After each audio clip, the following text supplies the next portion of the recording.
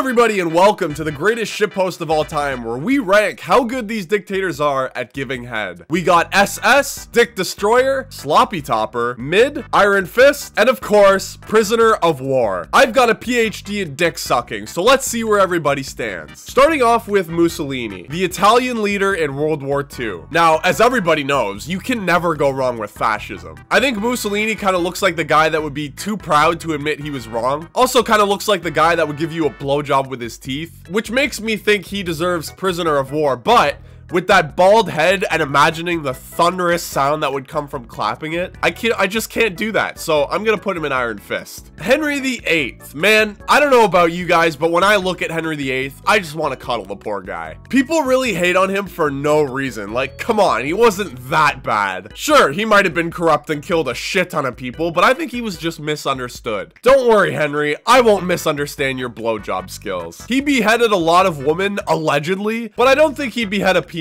So I think Henry VIII is a nice mid-tier and is probably your run-of-the-mill blowjob, so I'm gonna put him right in the middle of the pack here. Shayga. Now, Shayga is one of the few on this list that actually has his blowjob rig maxed out. As we covered on the last episode, a beard and mustache gives maximum comfort to the receiver. And as we can see, he's got both. Also, he's always smoking cigars, so you would think that that skill would translate somehow. I'm gonna put him at a nice, healthy Dick Destroyer, I think.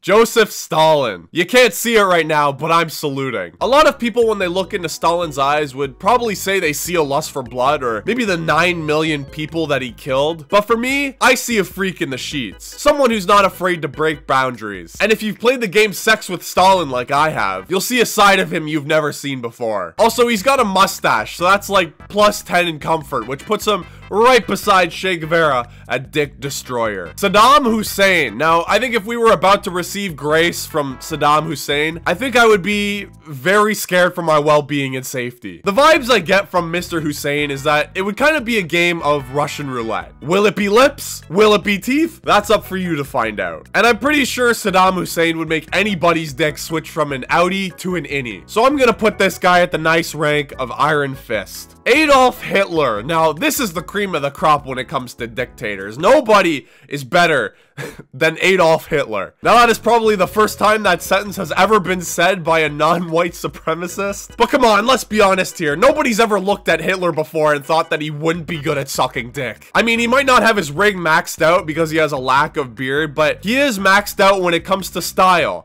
and racism. So I think it's only fair for our first SS, everybody. Woo! Mao Zedong. Not a lot of people know who Mao Zedong is. And also, not a lot of people know this fact about our good boy Mao. But this dude never brushed his teeth. Like, literally ever. So I can't imagine what disease you would get from his head game. But whatever it is, it'll probably be lethal. But putting that aside, Mao seems like the type of guy to think the term blowjob, even though he doesn't speak English, he probably thinks it has something to do with a vacuum. So Mao needs to go into the Prisoner of War category. There is no other option. Kim Jong-un. I'm gonna be honest here. Kim Jong-un looks like the sweetest man on this entire list. I feel like he would take good care of you and really make sure that you have a good time. After you're all done, he would probably cuddle you and order his staff to bring you food. Glory to the People's Republic of North Korea and Supreme Leader Kim Jong-un. I'm gonna put him in Dick Destroyer. Fidel Castro. He is the only guy post-World War II to almost cause nuclear destruction with the States. I gotta imagine that this guy is a risk taker, right? And a risk taker is someone you want in the sheets because they will give you the best adventures. But since Fidel Castro is dead, and I think most people aren't into necrophilia, I can only give him, you know, a sloppy topper rank, unfortunately. Now, I'll probably be assassinated for making this list, so it was nice knowing you guys, and remember, if you disagree with me on this list,